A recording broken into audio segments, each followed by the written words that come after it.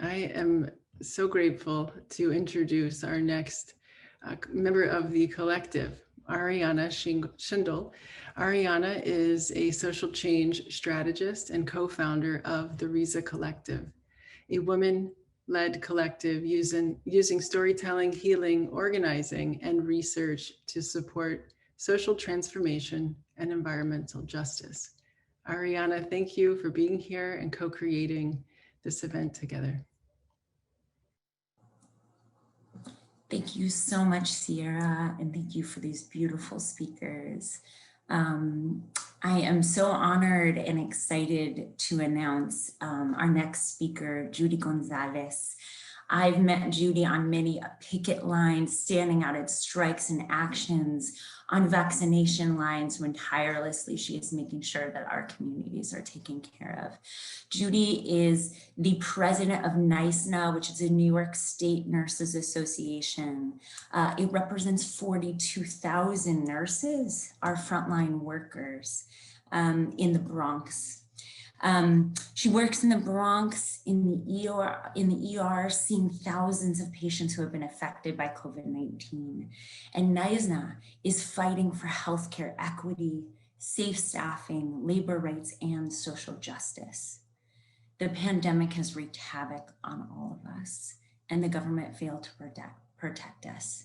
But Judy and other nurses have shown us what's possible. Let's welcome Judy to the stage. Thank you so much. Thank you. Good afternoon to all from the land of the Lenape people. Hold on, did I start my video? Yes. I want to thank the Resilience Collective for putting together this important program, and thanks also to the panelists who've put together such valuable presentations, which I've enjoyed. And finally, to all the participants who are watching and sharing. We can live with grief when we understand and help each other. My name is Judy Sheridan-Gonzalez. I've been an ER nurse in the Bronx for nearly 40 years. And like other nurses, I have seen much death in these years. Like all caregivers in this city, the past year has been one of devastation such as we've never seen. As president of our union, it was unbearable, not only to experience the trauma of the overwhelming surge of dead and dying patients last spring, but to respond to so many members' own grief and suffering who felt they had nowhere else to turn for help, for a rescue, for salvation, or just to describe their own sense of helplessness, sadness, and fury. So I was asked to tell our stories.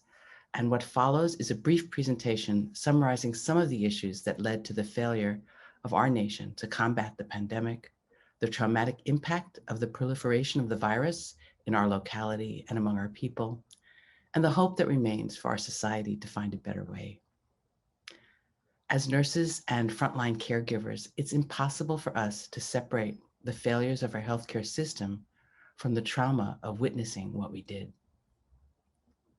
Heist, the speed, the ferocity, the sheer numbers of the dead, our own helplessness by virtue of the virulence of the virus, the susceptibility of our populations, and the lack of PPE and protection afforded to us by those agencies we were supposed to count on. We too lost loved ones. We too were isolated from family and friends. We suffered the same traumas that our community suffered. We quarantined as directed, but we were exposed every day, so it was confusing what guidelines to follow. We maintained social distance out of work, but nothing like that was possible in the hospital. The obvious contradictions were disheartening and confusing. At some point, we recognized that we were being thrust into a hostile environment, like throwing Daniel in the lion's den, face to face with the realization that we were risking our own lives as we desperately tried to save the lives of our patients. And so many of our patients, the sickest, the least likely to recover, were longtime victims of institutional racism, economic hardship, and a healthcare system that was designed not to care for people, particularly those with few resources, connections, and the best insurance plan, but to make money. Thus, in the context of COVID-19, we function in primitive conditions: lack of proper protective equipment and ventilation, intense overcrowding, horrific understaffing, unconscionable lack of training, absent bosses giving out orders, rules broken, total chaos. It's no wonder that thousands of us contracted the virus and hundreds gave up their lives or suffered long-term disabilities. The worst part was that by virtue of our increased exposure, we were terrified that we would bring the virus home to our loved ones, our families, friends, and close neighbors. In the early period, we slept in cars if we had them, rented hotel rooms if we could afford it, or later when we organized, pressured the hospitals to provide us with home alternatives. Those of us who returned home sectioned off a part of our houses or apartments, avoiding sharing airspace with children, spouses, and parents. We shed our clothes in hallways, vestibules, and garages, bagging it all, running into the shower to scrub off the germs we feared could be fatal to those we loved the most. It was maddening, horrifying, and surreal, and it went on for months.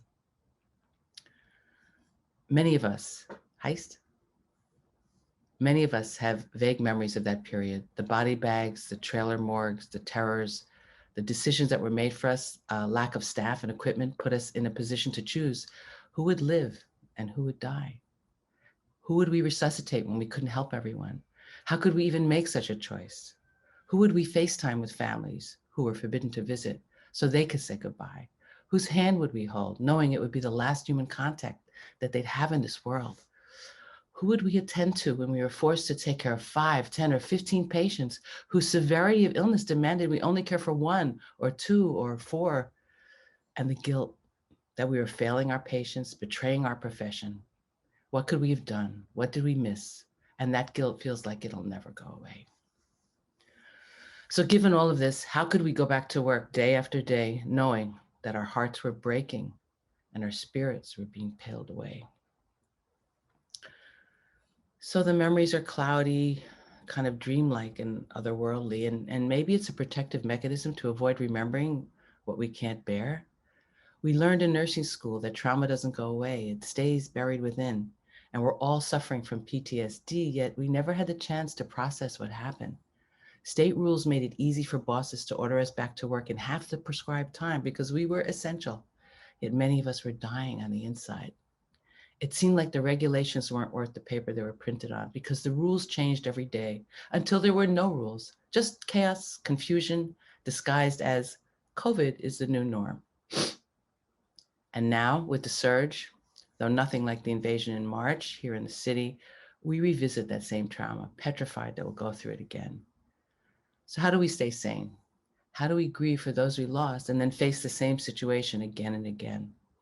For one thing, we count on each other. We care for one another. We, who understand the exact details of what our colleagues are going through, we provide comfort without judgment, silently embracing one another when we hit new lows.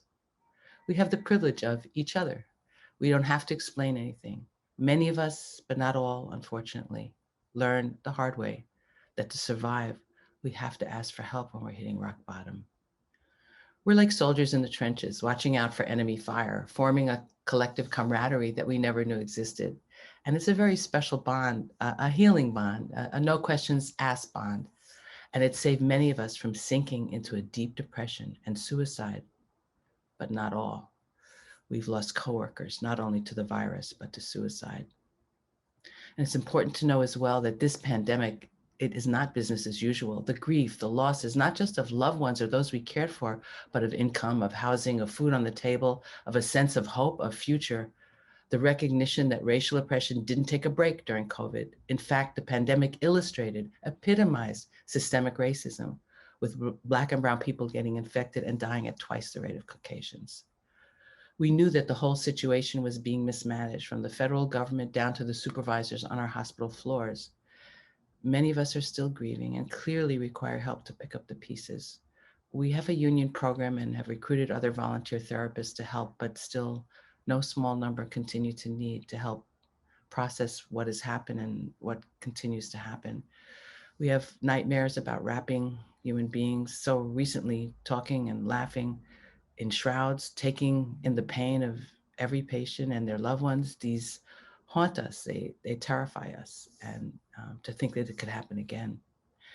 As one of our amazing nurses said at an event, you may think of us as superheroes, but we're not superhuman. We also made a decision, though, that we would refuse to allow our sadness to turn into complacency. We turned our grief into action. We said, don't just get sad, get mad. We fought back. We organized. We protested the lack of PPE and other protections that were lacking. We protested the lack of leadership and support. We held press conferences, socially distant marches, drafted petitions, called on elected leaders, tapped our amazingly supportive community allies, our patients and neighbors who came out every night at 7 p.m., shouting and banging pots, letting us know that they cared. That meant so much.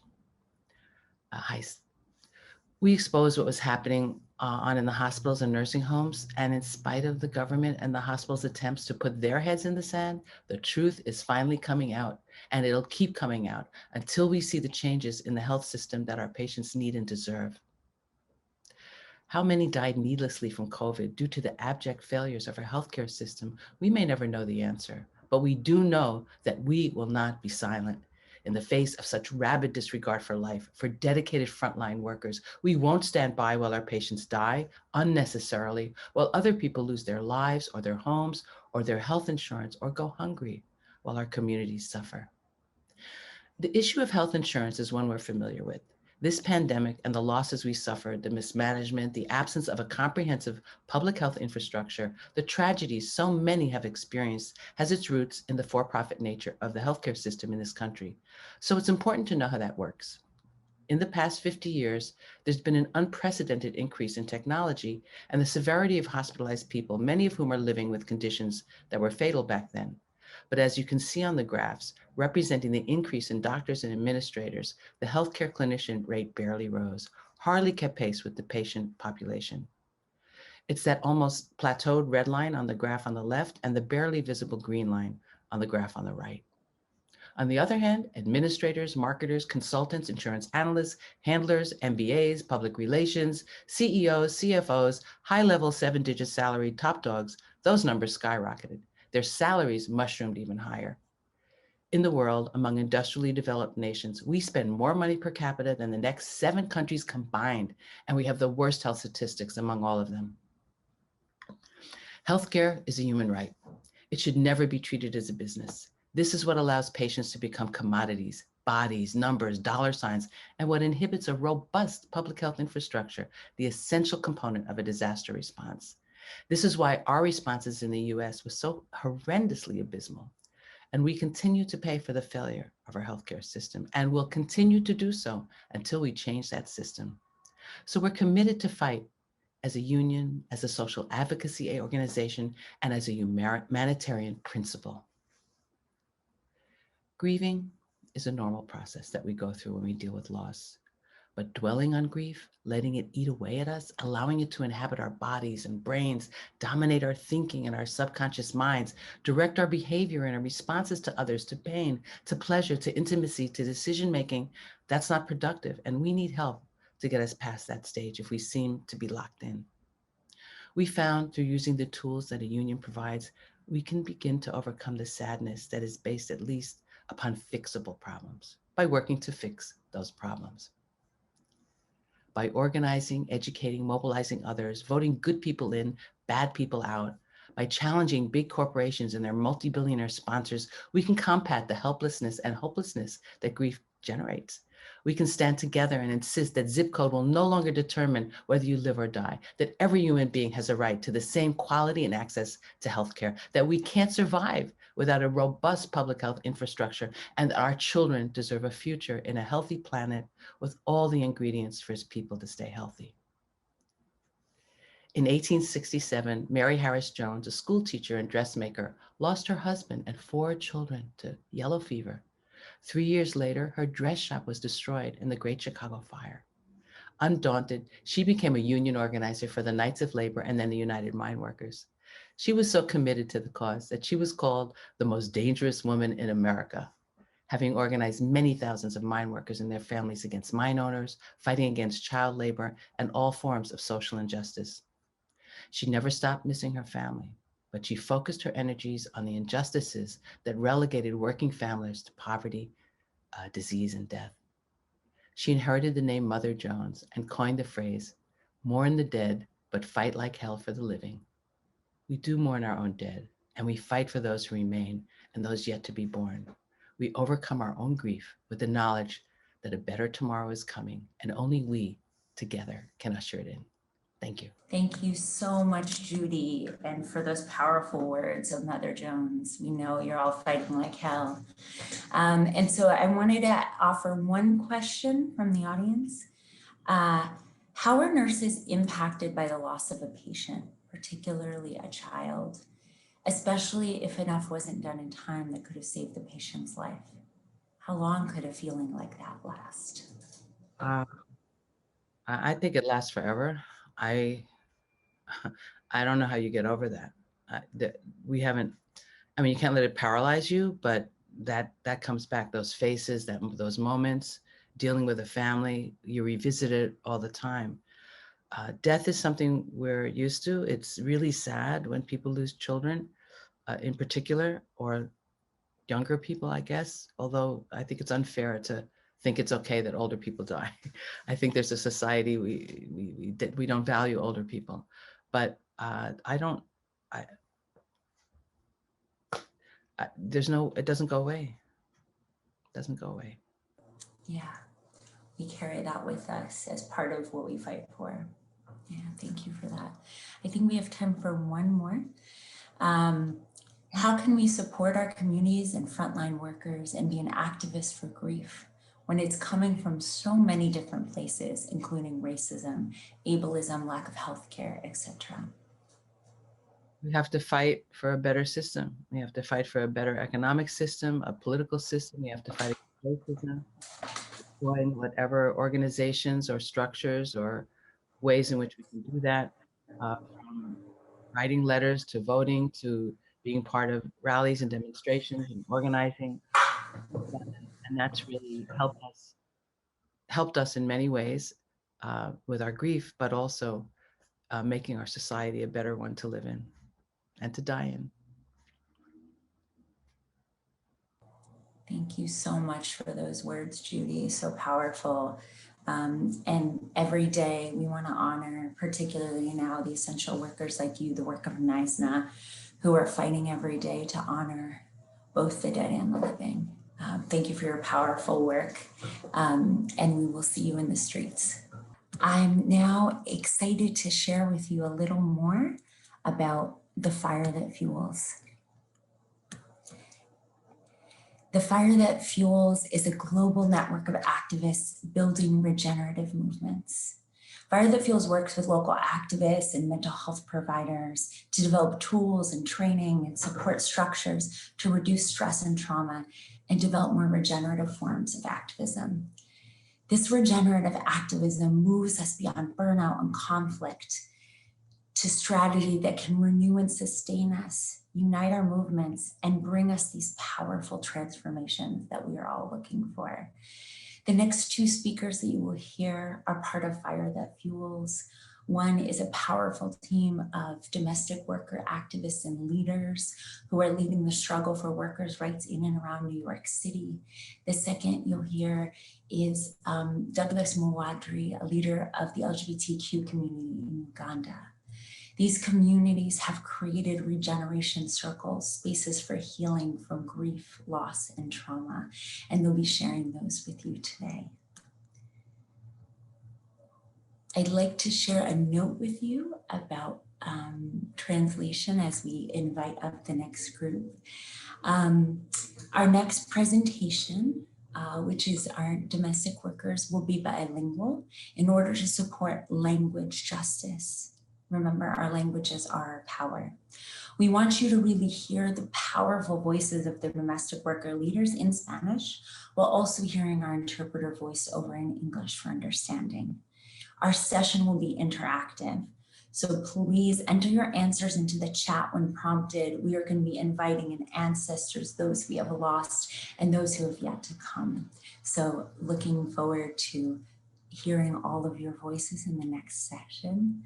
I'm now excited to introduce the collaboration between Riza and We Rise. This is going to be our Fire That Fuels Regeneration Circle. You are going to hear from 4 powerful leaders, Rocio, Mili, Sonia, and Martha.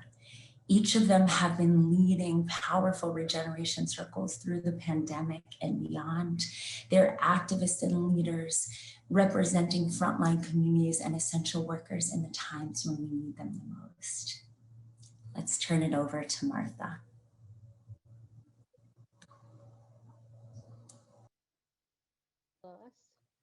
Good afternoon to all. Somos trabajadoras esenciales. We are essential workers, and during the pandemic, Los trabajadores domésticos domestic las workers casas have cleaned homes of sick people. cuidamos a los We have ancianos, taken care of elders, cuidamos a los hijos de las and we've personas, cared for the kids of the people, que hacemos el trabajo and we do the work que hace that makes posible all el other work possible. Mi nombre es Marta. My name is Martha Soy Carvalho, mexicana. and I am Mexican.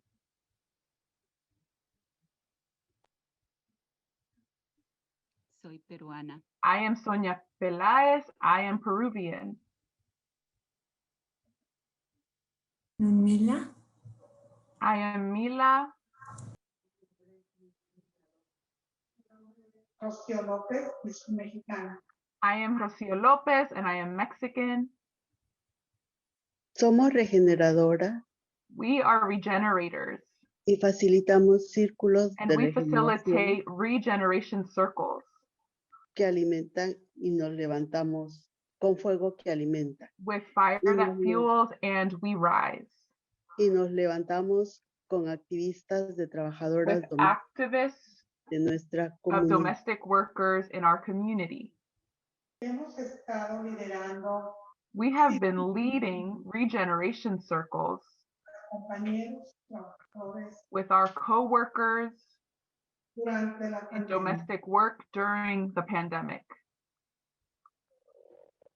Los círculos de regeneración, The regeneration circles de sanación y regeneración are spaces of regeneration and healing para pequeños grupos dirigidos, for small groups led by regeneradores capacitados. trained regeneration leaders. Los participantes ofrecen apoyo The mutuo participants offer mutual support a través de herramientas como via vocalizar, tools escribir, hablar, like writing, speaking, sharing traumas, sharing stories, de curación regenerativa del fuego que alimenta. via fire that fuels, and we rise. Sonia. Ahora vamos Now we are going to a compartir con ustedes share with you all uno de los círculos one of the circles que hemos dirigido that we have en led nuestra comunidad. in our community. As we have faced grief and loss Por nuestras pérdidas. because of the losses we've experienced, Estos círculos usualmente these circles are duran usually una hora. 1 hour long. Es un espacio donde It las is a space participantes where participants comparten sus experiencias, share their experiences, sus sabidurías y their fortalezas. wisdoms, and their strength. Trabajamos con trabajadoras domésticas We work with en domestic workers en Nueva York. in New York. Para nosotras fue muy importante For us, it was really important conectarnos con nuestra comunidad, to connect with our community porque en nuestra gran mayoría las trabajadoras because in domésticas large part, domestic workers are son immigrants, migrantes y muchos tuvieron and a familiares lot had families que enfermaron y o that got murieron sick en sus and países died natales. in their home countries. La frustración era inmensa The frustration was immense because they could not travel. debido a la pandemia. because of the pandemic. Otras mujeres Other perdieron women su trabajo, lost their no jobs tenían ingreso and they did not have an income ni acceso a beneficios nor económicos access to economic por ser benefits indocumentadas, because they were undocumented. les causaba desesperación, And this caused desperation incertidumbre, and uncertainty porque tenían que pagar la renta, because they had to pay their rent, tenían que pagar they los had to recibos de pay luz, bills, light bills, water. necesitaban comprar alimentos They para needed su to buy familia. food for their families. Y esto fue And this duro was para nuestra comunidad. hard for our community. De las que siguieron trabajando, muchas Those that contagiaron continued working, el virus. lots got sick with the virus. Y esto también ponía más peso And this en added todos to los the sentimientos weight y emociones and the frustrantes. difficult emotions and the frustrations that we felt. También se vio angustia, We also saw ansiedad, anguish, anxiety, depresión. and depression. Cuando empezamos con estos When we círculos de started with these regeneración, circles, these regeneration circles, el apoyo emocional fue bien the recibido emotional por todos. support was well received by all. La conexión colectiva fue The inmediata collective connection was immediate, y cada una de ellas and each one se of dio them cuenta que no estaban solas. realized that they are not alone.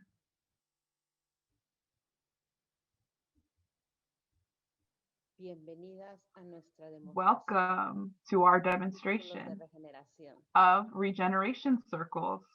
Vamos a invitar a todas We are going to invite que everyone participen en to nuestro participate with us, y seguiremos compartiendo and we will continue sharing preguntas some en questions, el espacio de chat que tenemos. and we would like you to answer in the chat box.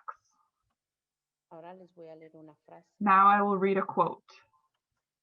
Quisieron They enterrarnos, wanted to bury us, pero se les olvidó but they didn't realize that semillas. we are seeds. Quisieron They enterrarnos, wanted to bury us, pero se but they les didn't olvidó realize que somos that we are seeds. ¿Qué les viene a la What mente comes to con your esta mind when you think of this quote? ¿Qué piensan sobre esta frase? What do you think about it? Puede que hayamos perdido It o could be hemos that we have perdido lost so many people, familia, amigos family, o friends, conocidos or durante la people that we pandemia, know during this pandemic, pero seguimos creciendo. but we continue to grow, Somos la victoria de esas and we semillas, are the victory of those seeds. que seguimos adelante We con su continue sabiduría, forward with their wisdom, fuerza, strength, su alegría. their joy. Somos las personas que vamos We a seguir are the people that are going to con lo que continue nos dejaron nuestros with what our antepasados. ancestors have left us. Su legado, Their legacy, estamos aquí para seguir we adelante, are here to continue on para que no se nos olvide so that we may never forget esas semillas that we are que those van a seeds florecer. that are going to prosper. Y ahora And vamos now a tener un pequeño ritual. we are going to have a ritual. Sonia, puede empezar. Todas las personas que lo puedan hacer, Anyone that can join us in this, por favor, enciendan su vela please light a candle y permanezcan en pantalla. and keep it on the video screen. Estas velas These candles honran la luz de aquellas personas honor the light of those who que han fallecido, have passed. así como la luz de estas velas, Just like the light of these candles, ellos permanecerán they en nosotros continue in us iluminando nuestras vidas lighting our lives con su resiliencia. with their resilience and wisdom. Vamos a tomarnos un minuto We are going to take a moment para honrar a los que to fallecieron. honor those that we have lost. Pueden escribir el nombre You can write the names of people in the chat, que falleció o people who have falleció passed. después. Thank you so much. We're going to share baby Emery, Roy, Mona, Chris, Leslie, my mom, Kenneth, Cardinal, Norma, Monique, Vilma, Leona, Molly, my dad, my divine wise mother, Amalia, Phyllis, Ben, Leonor, Esther, Gummy Bear, Cubbyhole, my dad Lejos, Rachel, Danica, Blue, my cat, my parents, Mukam Nasim, Abuelita, Denise, my grandmother, Rose, Esquilizal, Champa, Toto, Agong, Leonal, my kind father, Alina, Anne, Amanda's mother, John Gleck, my husband, my lovely dad, Maurice, Mitchell, my grandmother and grandfather, Sabrina and Irma, Gabriela, Ruth, my mom, my granddaughter, Angel, my grandfather, Philip Claude, my grandmothers, Victoria, Dan, Berta, all COVID deaths, all essential workers, all of the incredible hospital workers, grocery store workers, delivery trucks, those who were there on the front lines, our son Nick, Bruce, Ismael, Sir Captain Tom, my grandparents. Thank you for sharing your ancestors with us. Thank you for sharing the lives of those that matter to you. In this moment, we hold that they are with us now. Their resilience and their strength is carrying on in us. Sonia. Ahora, por favor, Now, please cierren los ojos close your eyes y piensen and en esas think personas of those fallecidas people that have passed y en los sentimientos que esas pérdidas and on causan. the emotions that those losses bring up. Ahora juntos Now together, vamos a realizar una respiración profunda. we are going to take a deep breath. Inhalen, Inhale, exhalen. exhale.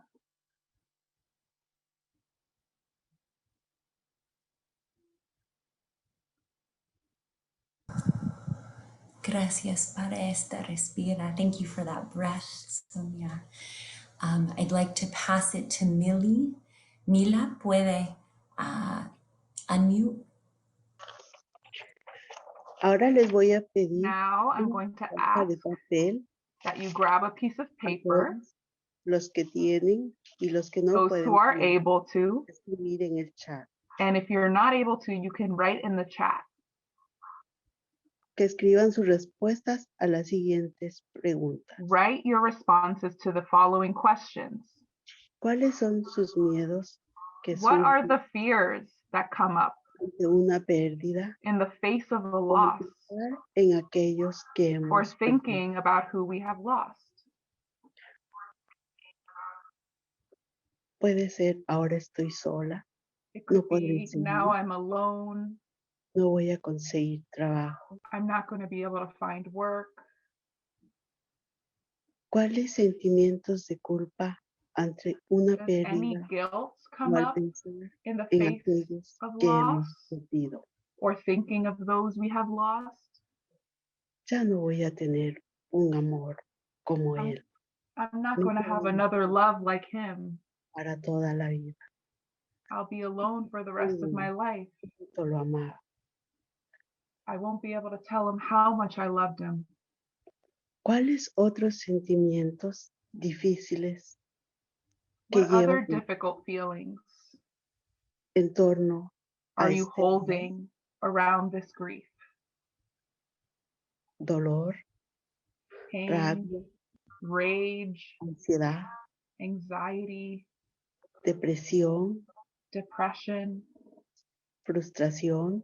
frustration. Les voy a dar un minuto I para will que give you 1 minute escriban su respuesta. to write your answers.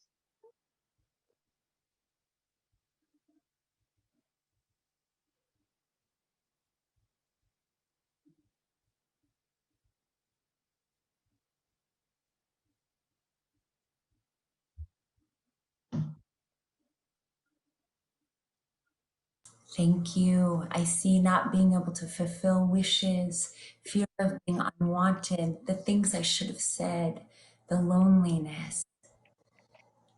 I see sadness and confusion, panic, sorrow, and love. Can I find another bright light? They left so quickly. Sadness and heaviness. We are here. We are with you. We are holding all these feelings. Millie.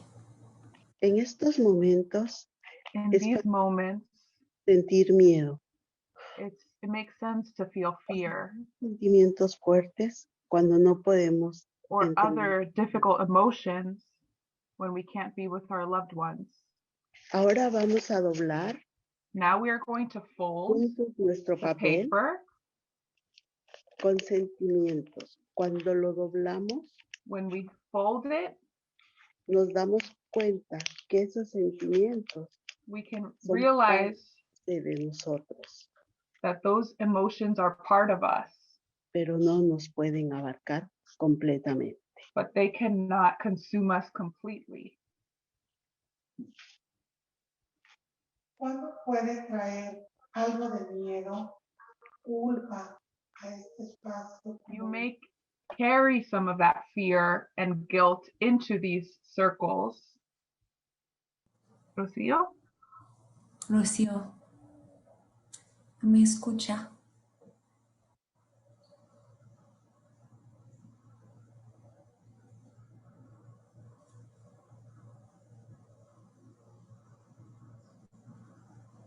No puede escuchar.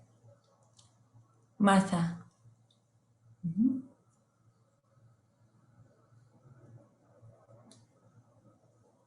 Cuando puede traer algo de miedo, culpa. Well, you can bring some of those fears in with you to the circles.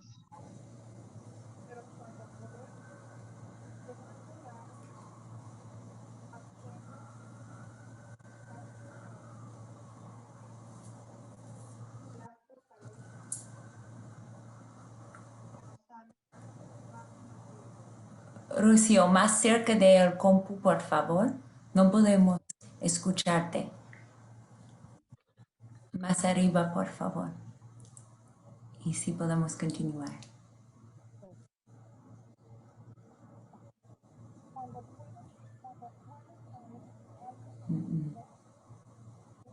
A este espacio comunitario para ser apoyado.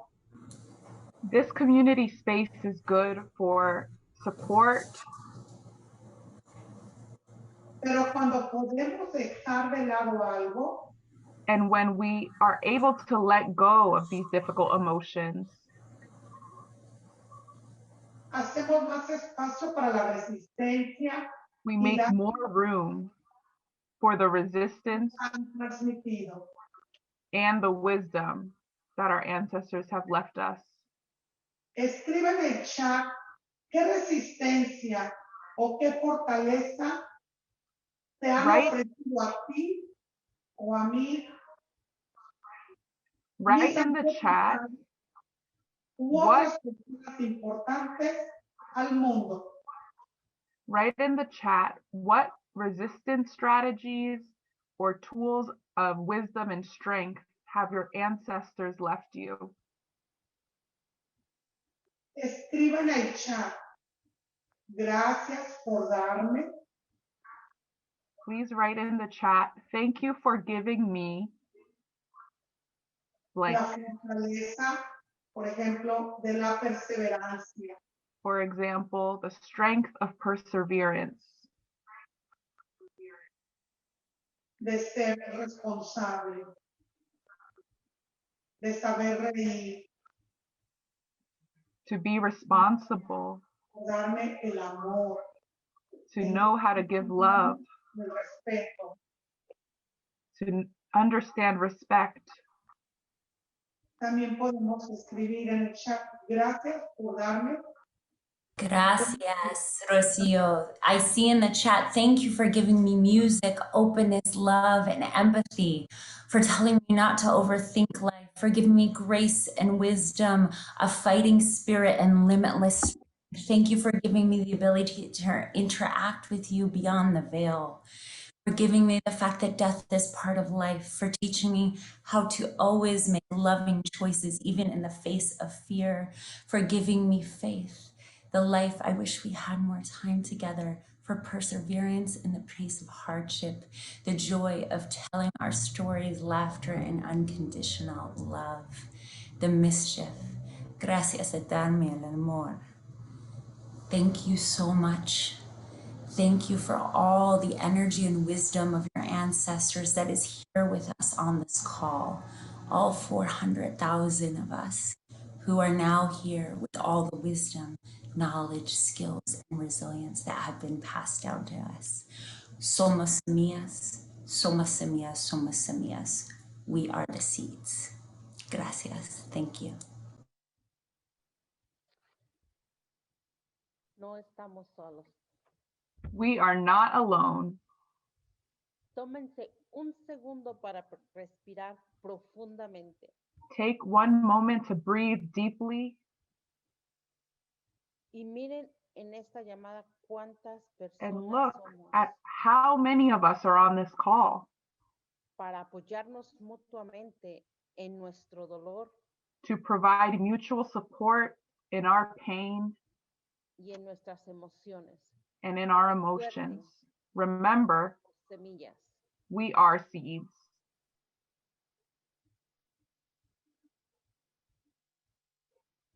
Somos semillas. We are Somos seeds. semillas. Gracias. We are done. Thank you so much. Thank you so much for those beautiful words. Thank you for being with us in ceremony.